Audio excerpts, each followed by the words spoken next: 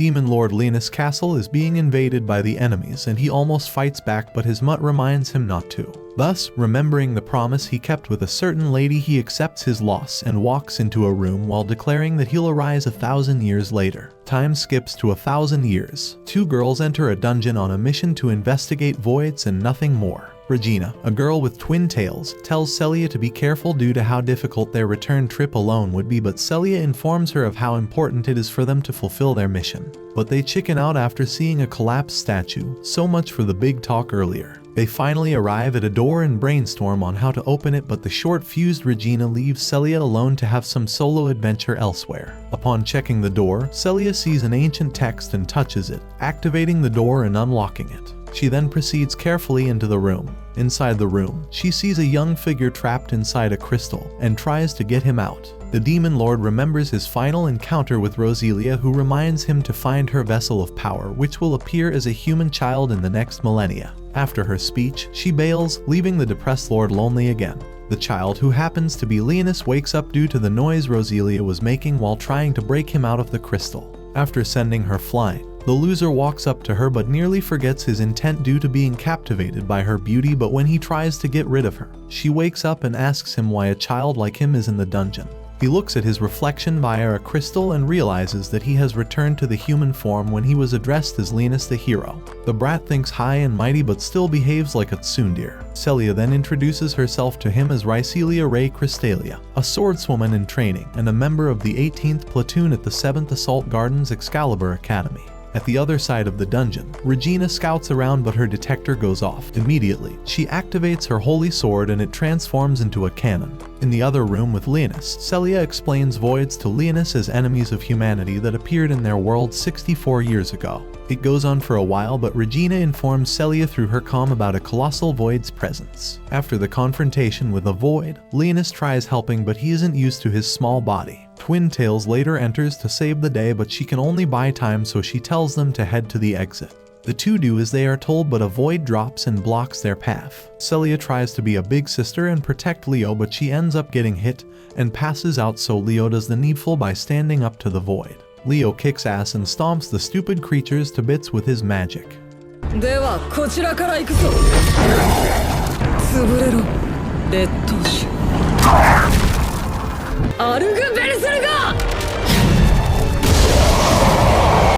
Shortly after, Regina finally defeats the void in the mausoleum and speaks to Celia through her comm. She is surprised to be alive, but Leo explains using voodoo, and since it's a term she can't relate to, so she assumes it to be some Zanpakuto ability. They finally leave the dungeon after catching up on each other, and the girls take Leo along back to their base. On their way, he sees a city on the sea and asks about it. Celia calls it the 7th Assault Garden.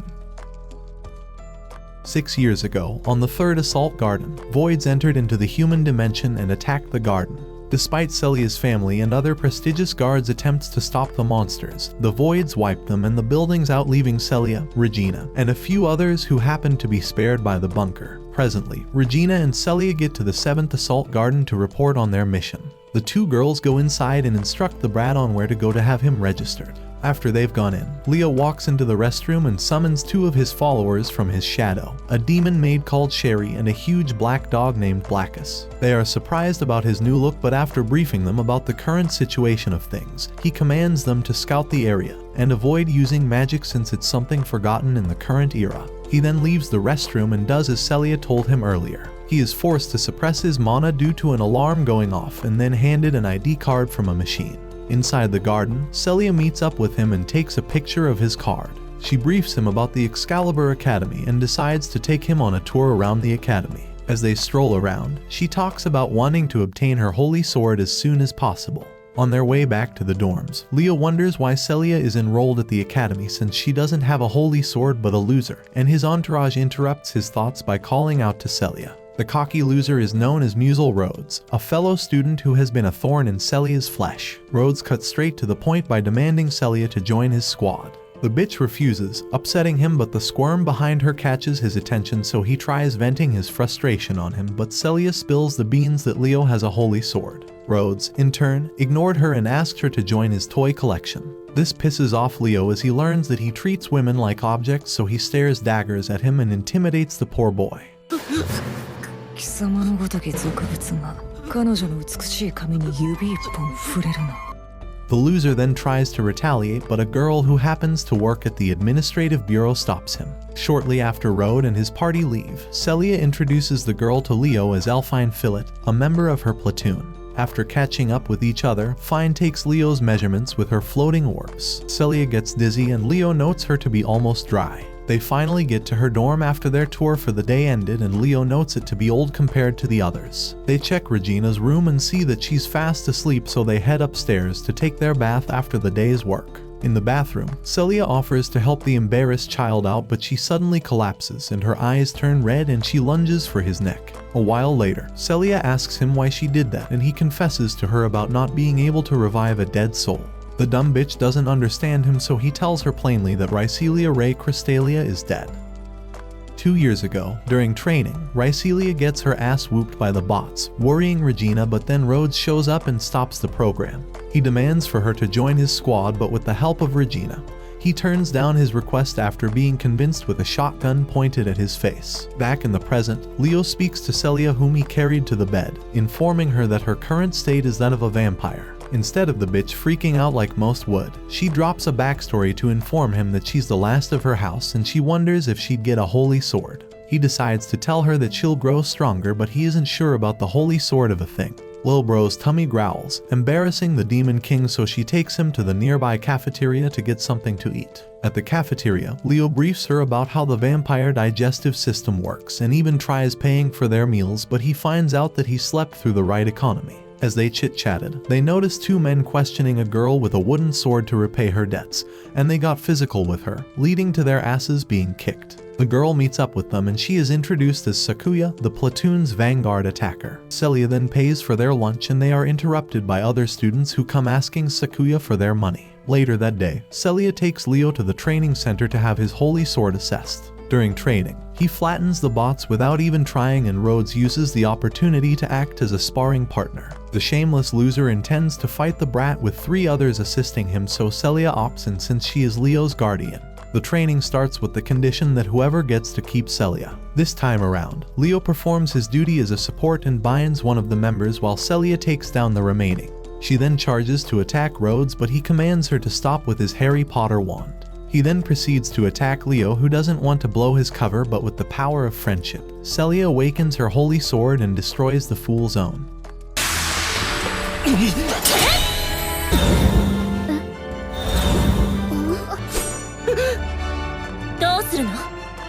Later that night at the dorm, the kids celebrate Celia's victory and holy sword awakening. They then discuss where Leo will sleep since it's a full house, but his obsessive minion decides to gatekeep him all to herself. Leo later goes to Fine's room after dinner to get registered into the school's system. He collects a map and analyzes their current position as soon as he gets back to Celia's room. Shortly after, he summons Blackus, who informs him that the gigantic ship is powered by a huge crystal. He then returns him and calls forth Sherry, who hands out snacks to him before giving him the report that nobody on the island knows of his past. Later that night, some professional divers swim under the ship to search for void traces, but they get taken out by a huge vine. When Leonis the hero was 16, he was lured and impaled with spears by humans. After they had gone, Roselia showed up and communicated with him through telepathy. The 2 clashed ideals and she decided to resurrect him and make him hers.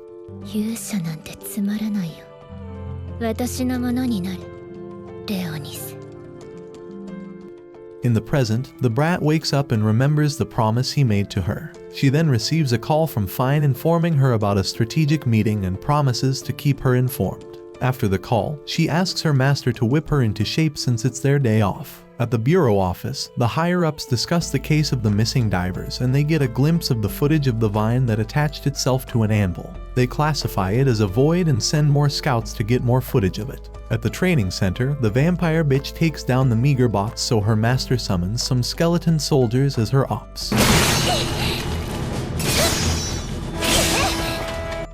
After battling them for a while, she manages to defeat the entire wave.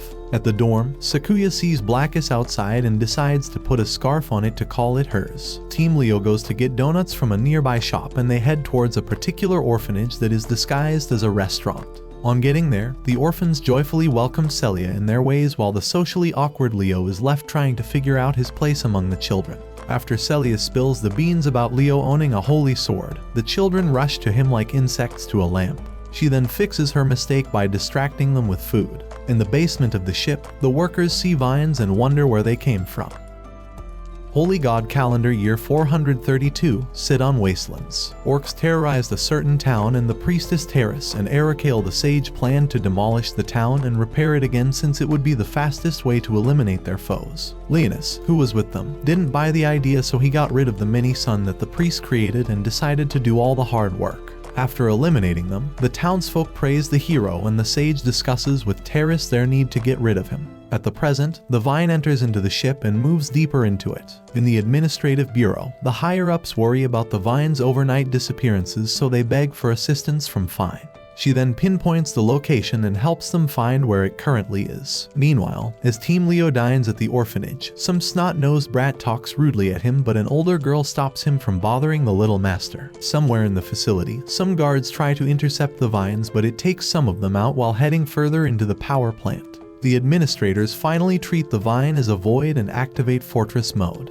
At the power plant, soldiers were deployed to fight off the vines, and after a couple of attempts, the vine gained access to the mana crystals of the plant. Outside the buildings, a stampede of voids approaches the city, but luckily, it's in fortress mode. The city's auto defense kicks in and it starts firing at the creatures. Students with holy swords are later deployed to help alleviate the situation. The students then fight off the voids and Leo joins in after ordering Sherry to protect his human minions. After many encounters, a Hydra class and a Mega Colossal class void show up. But with prep time and a lot of powerful spells in Leo's arsenal, he defeats the Colossal class void.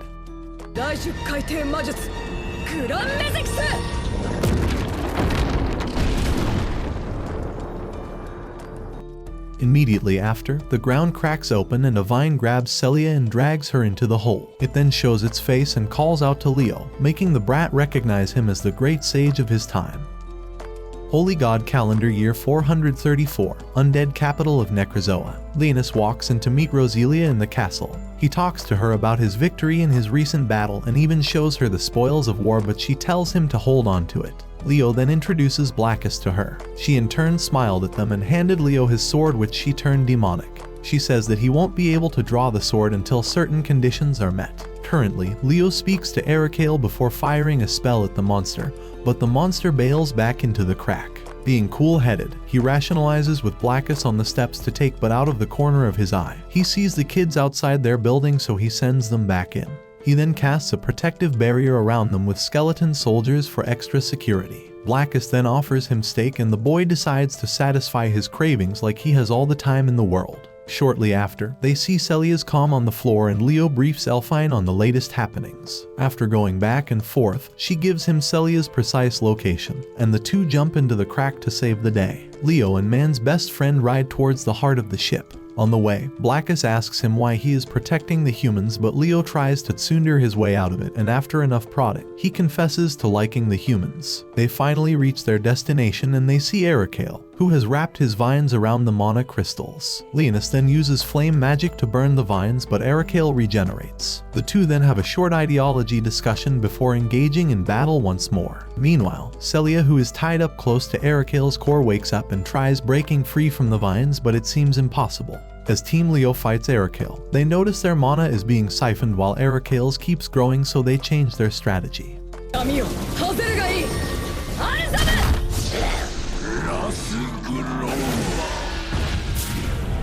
The more Celia struggles, the more the vines cut into her. The desperate housewife tries doing everything for her master, and with the power of friendship, her blood turns into blades which cuts the vines around her and transforms into the vampire queen. The Batwing girl then tries to meet with her master, but she loses balance and falls. Leonis then asks Celia to buy him time while he fights Ericale. Celia uses her blood to cut the minions sent their way. Leo then draws up his demonic sword that had been hidden in his staff the whole time and chants some mantra before using a skill to finish Ericale off.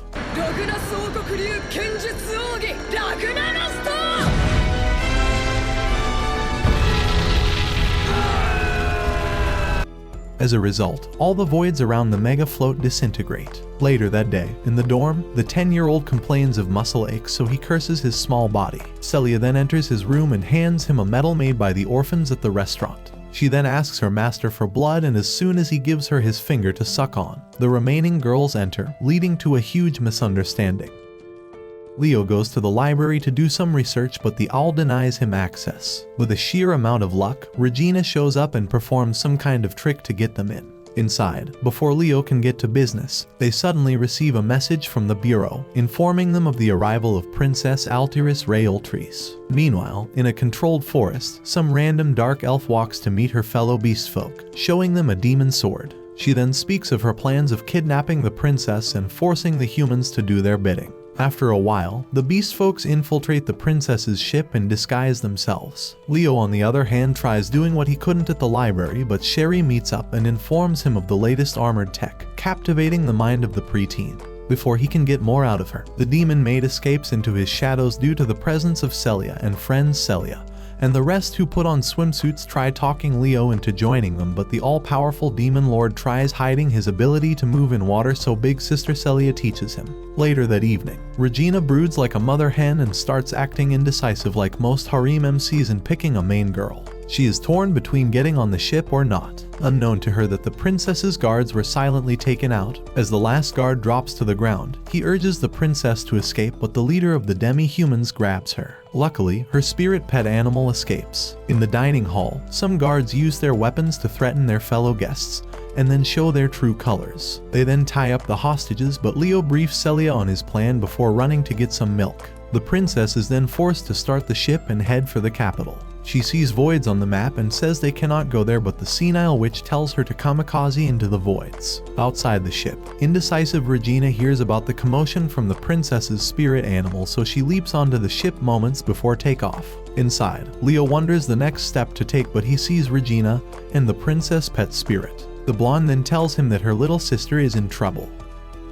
Regina shares her tragic backstory. She is a princess, but she lost the title due to some superstition about a red star and almost got killed. Thanks to Celia's dad, who took her in as a maid for his daughter, she can see the current light of the day. Presently, she informs Leo about how members of the royal family possess the spirit medium abilities, and it is mainly because of that the ship can move. Leo in turn tells Regina that her sister is being held hostage by a cabal of demi-humans. She then stops talking and drops little Pachita to lead the way. Leo and Regina finally get to the control room, but they do not find the princess nearby, so Leo asks Regina to try communicating with her sister. She does so and introduces herself as a spirit medium who is just passing by. The princess then asks her to handle the ship and change its course since they are heading towards the void. Leo barks out orders, informing Regina to save her sis while he takes care of the ship. In the dining room, the girls enact their plans elaborately and whoop the beast folks before reversing their roles. They then retrieve their phones, but it turns out that they are in the middle of a void reef. Some voids break in and the girls are forced to engage them in combat. Leo, who appears to be outside, tails the beast folks who try escaping with the princess. In the dining room, a brain eater appears and easily defeats Fenris's holy sword. Sakuya, who seems longing for a fight, tells the girls to leave it to her. They then escort Regina towards the heart of the ship. Upon getting there, she inputs the passcode, synchronizes with the princess pet, and orders the ship to turn around. The dark elf tries escaping with the princess in a chopper, but Leo stops her. She then tries to engage the kid in battle, but he humiliates her. After the short encounter, he tries interrogating her, but before she can speak, her demonic weapon consumes her, thereby transforming her into a void lord that Leo's casual attacks won't work on. He then saves the princess, who was almost attacked by other voids. And as most shounen villains would do, the Void Lord teleports to attack him for the disrespect, but he evades. Regina finally becomes useful by nuking the armor of the Void Lord. The second missile she shoots turns out to be Celia, who uses her blood to cut the monster, buying Leo time. The brat then chants the mantra while he pulls out the demon sword and obliterates the fodder void.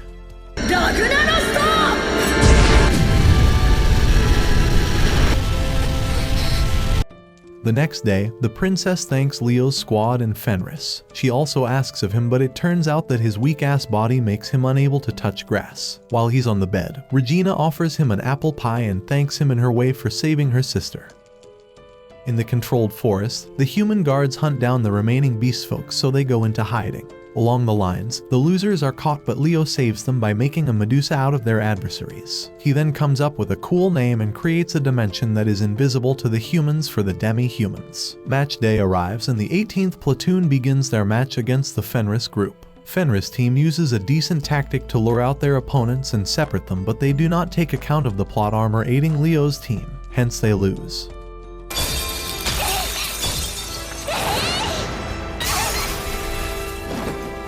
In a certain dungeon, a certain person called Nefekes, the Void Lord, finally gets screen time, so he talks about how it's almost time to awaken the goddess of prophecy. Immediately, an abandoned assault garden comes out of a rift into the sea. The presence of the mega float draws the attention of the 7th assault garden, so the admins inform the 18th squad about the developments. They then learn that it's the 3rd assault garden, where Raicelia lost her family. The commander briefs them of their mission, which involves finding survivors and shutting down the power plant within the 3 days that they'll be there. Before Leo goes for the mission, Blackus promises to watch over the 7th assault garden while Leo asks Sherry to follow him to their destination. Shortly, the aircraft carrying the squad takes off. On the plane, Elfine advises the students to take a nap and Regina takes care of Leo while he rests his head on her. Her act makes him go down memory lane and he remembers doing something similar with Roselia. He then remembers the promise he made to her, but unknown to him, he had slept, and when he wakes up, he sees that Celia had already switched places with Regina. They finally got to their destination and the aircraft had to land due to the thick fog covering the garden. The squad then divided themselves into 2 teams, one to check for survivors and the other to disable the power plants. As they split up, Elfine sends one of her drones to follow Team Celia while Leo orders Sherry from a distance through telepathy to protect the 3 girls. Celia stops at a place to show Leo what used to be there, but her void detector goes off, and they are shot at with light beams. She ends up falling and they see a colossal void flying their way.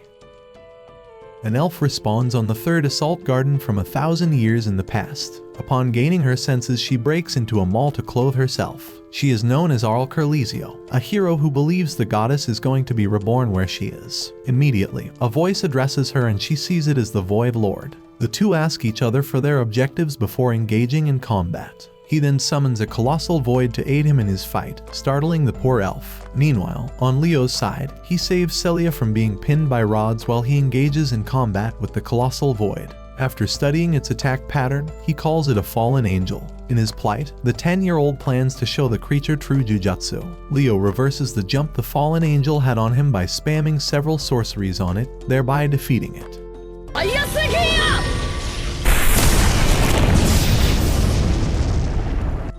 He then goes to the subway to meet Celia. Shortly after, holograms that bear the crest of Crystalia approach them and she notices their leader to be her father's right-hand man. He then explains that the distress signal they fired wasn't for rescue but to issue a warning to them that the disaster of 6 years ago will likely occur, and they should watch out for a stampede at the 7 assault garden. He then explains the presence of a new Void Lord who has melded itself with the city's power plant and is amassing energy. After the whole gist, Leo worries about Celia's health, but the leader of the ghosts says he has prepared a mansion for her. Team Elfine reaches a destination but they encounter Arl, who draws her sword to attack them, but thanks to Sakuya, they survive the encounter. Sakuya then tells them that she only won due to her opponent being badly injured. Team Elfine treats Arl's wounds and feeds her in a hideout. They in turn get information from her and Sherry watches them from afar. She wonders what Arl is doing in the current era. One fallen angel returns to deliver a report to the Void Lord, and the Void Lord wonders who defeated the colossal void. At Crystalia's mansion, more ghosts welcome Celia and her teammate. Leo sees a chair and sits on it, reminding him of his chair in the past. Meanwhile, Celia is urged to the upper rooms, and just when she picks up a book and goes down the memory lane, the Void Lord interrupts her precious moments. Celia mistakes him for a human, hereby upsetting the Stealth Lord, so he fires a flame attack at her. The noise alerts Leo, and when he gets into the room, he sees Celia lying sprawled on the floor. Celia dreams of the past, but as soon as she wakes up, she sees 3 strange figures standing before her. The Stealth Lord tries attacking her again, but he gets jumped by Leo. Celia sees Leo and he tells her that they are the good luck charms he gave her earlier. Nefekes fires a fire spell at Leo, but he uses ice to counter his spell. Leo then tries getting info out of him, but he talks about Saint Terrace, playing her role and devouring the offerings. He calls Saint Terrace the goddess vessel and says the goddess has come back to life. Nefekes then enters a portal he created and Linus tries stopping him, but he bitch slaps the spell out of his way. Shortly, the ground quakes and cracks not too far away with the symbol of the Sacred Order appearing in the sky from the heart of the third assault garden. The creature shares a striking resemblance with Terrace, the hero of Resurrection. Around her, multiple colossal voids fly and they start singing the hymn of the Sacred Order. Elfine, on the other hand, gives reports to the Administrative Bureau. Their next plan of action is to find a way to rendezvous with the other team. Terrace sends hordes of fallen angels all over the assault garden. Leo and the rest of the people fight back, but he informs them that only headshots work.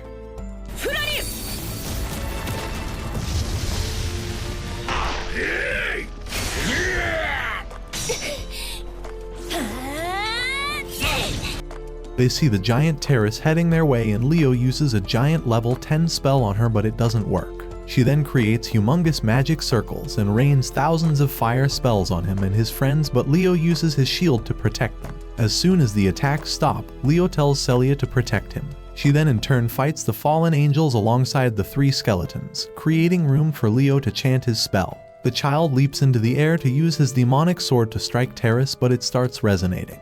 The room for hesitation gives Terrace room to counter his demonic sword attack. The aftermath leaves the loser lord impaled by arrows of light, and the monster doesn't take her chances, so she prepares to use Low Nemesis. Celia, who was watching the whole time, transforms into a full vampire queen with the power of friendship and fires an attack that cripples the walking disaster. She then flies to her little boyfriend to help him. The dying brat suddenly remembers a conversation he had with Roselia. She at a point asked him to kill her if she ever reincarnates into another body. He found it hard to decide, but she urged him to trust his demon sword. As he lay barely conscious, he tells Celia to suck his blood and run away, but she returns blood into his wounds.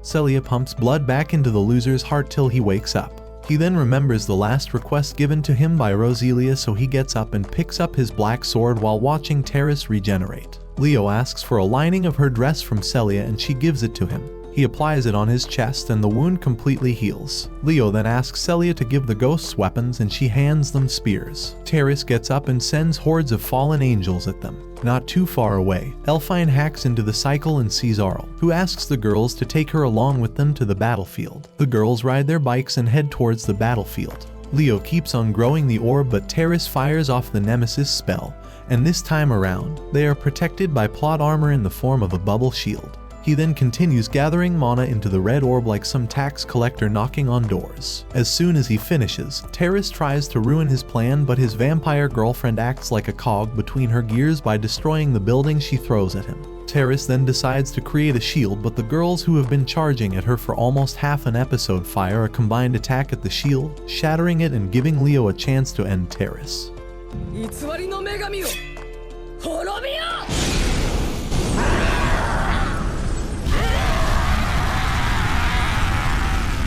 After the battle, the girls rendezvous and a rescue aircraft comes to pick them up. Leo is surprised by the presence of Arl. On their way home, Leo could tell that it was Arl's attack that shattered the barrier of Terrace. He wonders what she is doing in their current era. Celia, who cannot read the mood, then interrupts his train of thoughts and they chat about the book she is holding. She then asks for blood from her beloved master and trips on him while feeding. Leo plans to expand his territory until every last human empire belongs to him. He plans to re-establish his demon empire and make all humans bow at his feet. While walking with Celia across the street, he saves a girl from falling, but he gets a new hat from the popcorn container that lands on him.